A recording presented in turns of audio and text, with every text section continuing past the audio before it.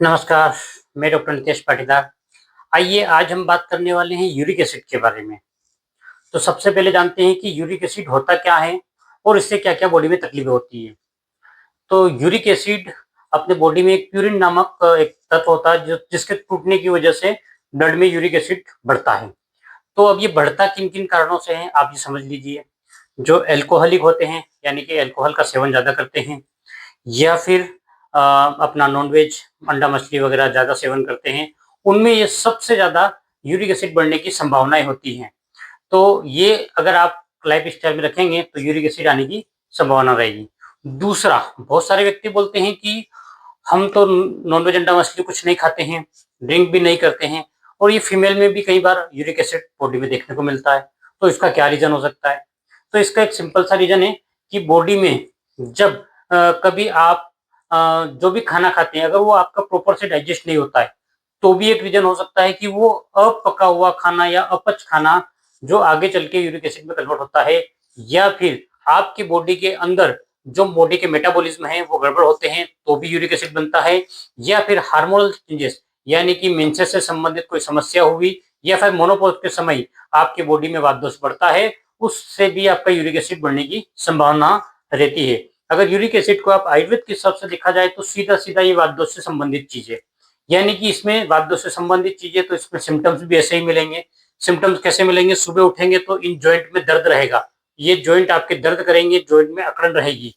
तो और आपके हो सकता है कि पैर पैर में एड़ियों में दर्द हो या फिर आपको पैर में सुबह-सुबह उठने में फर्श पे रखने पे बहुत हार्डनेस महसूस हो या फिर आपको चलने के बाद 5 से 10 मिनट बाद अच्छा लगे।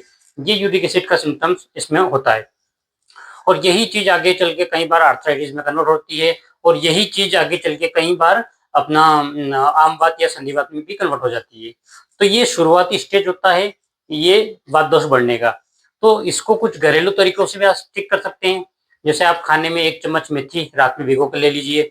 ये शुगर में भी काम करती है, प्लस यूरिक एसिड में भी काम करती है। इसके अलावा आप कोई देसी काढ़ा वगैरह बना के ले सकते हैं और गौमूत्र का सेवन कर सकते हैं या फिर आप चाहे तो ऐसी जो वात शामक चीज़ें हैं, उनका प्रयोग करके या फिर वात शामक मेडिसिन्स वगैरह लेके भी इसको ठीक कर सकते हैं। साथ में किडनी डिसीज़ में या फिर किडनी की तकलीफ होने के कारण भी यूरिक एसिड की तकलीफ आ जाती है और मेनली देखा गया है कि बीपी वाले पेशेंट्स में भी कई बार ये यूरिक एसिड की तकलीफ सामने निकल के आती है। तो बीपीओ और किडनी का दोनों का आपस में कोरिलेशन है सीधा-सीधा, तो इसकी वजह से भी कई बार यूरिक एसिड बढ़ जाता है।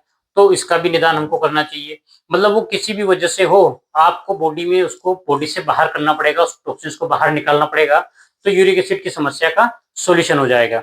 अगर आपका यूरिक एसिड बढ़ रहा है, तो आप सावधान हो जाइए और आप नज़दीकी आयुर्वेदिक डॉक्टर से अपने सलाह लीजिए और उनसे बोलिए कि हमको यूरिक एसिड को बॉडी के अंदर कंप्रेस नहीं करना है, दबाना नहीं है, इसको बॉडी से बाहर निकालना है।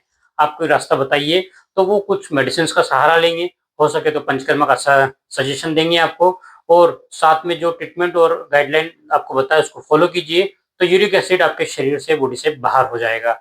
और आप ऐसी रोचक जानकारी के लिए आप हमारे साथ जुड़े हुए रहिए और अगर आपको चैनल अच्छा लगता है तो लाइक, सब्सक्राइब और शेयर करते रहिए ताकि ऐसी जानकारी बाकी लोगों तक भी पहुँचे और वो लोग भी अपना घर बैठे घरेलू नुस्खों से इलाज कर सकें। धन्यवाद।